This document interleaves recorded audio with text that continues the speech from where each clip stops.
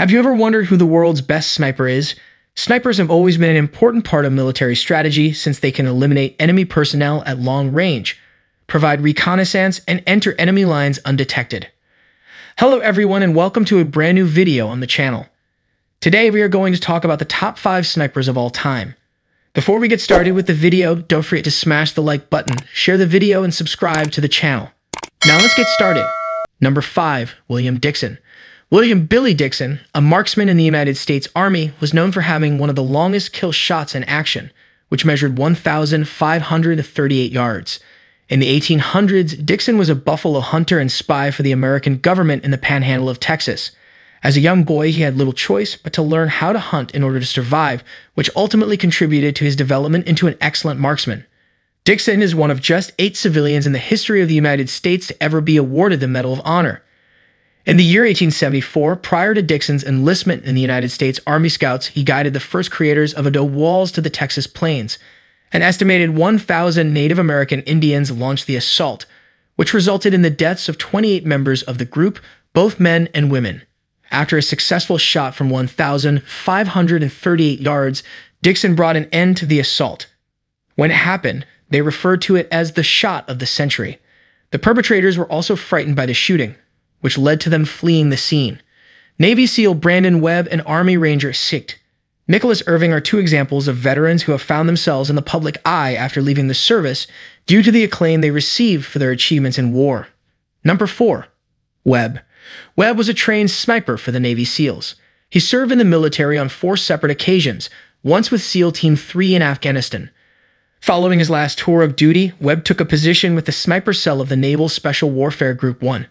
Between the years of 2003 and 2006, he served as the SEAL Sniper Course Manager at the Navy Special Warfare Command, where he oversaw the sniper training program and instructed approximately 300 members of the SEAL team, including the infamous American sniper Chris Kyle. After Webb finished his time in the Navy, he went on to become an entrepreneur and a best-selling author in the New York Times. He collaborated with another author on a book titled The 21st Century Sniper, a complete practical guide. In addition to those, he is the author of the books The Red Circle, The Making of a Navy SEAL, The Power of Thought, Core Principles to Overcome Adversity and Achieve Success, Total Focus, The Killing School, and Among Heroes. The publication of his most recent book, titled Mastering Fear, is scheduled for the year 2018. Regarding Webb and his writings, the community of Special Forces veterans has a range of perspectives.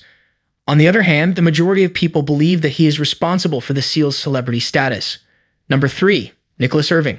In the history of the 3rd Ranger Battalion, Irving was the first black sharpshooter. It is estimated that he took the lives of 33 insurgents in less than 4 months during his final tour of duty as a sniper for the Special Operations Command in Afghanistan. This makes him one of the most lethal snipers in the history of the occupation. His ruthless effectiveness earned him the nickname Reaper from his fellow Rangers. Irving has written multiple books about his experiences in combat since he left the Army. His best-selling book is titled Team Reaper, 33 Kills, 4 Months, and his other books include The Reaper, Autobiography of One of the Deadliest Special Ops Snipers, and Way of the Reaper, My Greatest Untold Missions in the Art of Being a Sniper. During the year 2016, Irving was one of 4 military officials that appeared on the television show American Grit alongside John Cena as a coach. Since he left the military, Irving has been open and honest about his battles with drinking and post-traumatic stress disorder, PTSD. His authenticity is unfiltered and at times disturbing the grisly details that he describes, but he does not shy away from straightforwardly explaining his experiences during the war and how they have influenced the rest of his life. Number 2. Josh Olson. On March 27, 2009, Army Staff St. Josh Olson was pictured practicing with a .22 caliber rifle at Fort Benning in Georgia. This image is provided courtesy of the Public Affairs Office of the Secretary of Defense. Olson was injured in 2003 when a rocket-propelled grenade blew off one of his legs in Iraq. The following year, in 2004, he met a worker at Prosthetic and Orthotic Associates in Orlando. On a piece of paper napkin, the 2 of them collaborated to draw a design for a prosthetic leg, which would later be known as the Olson Design Prosthetic Leg.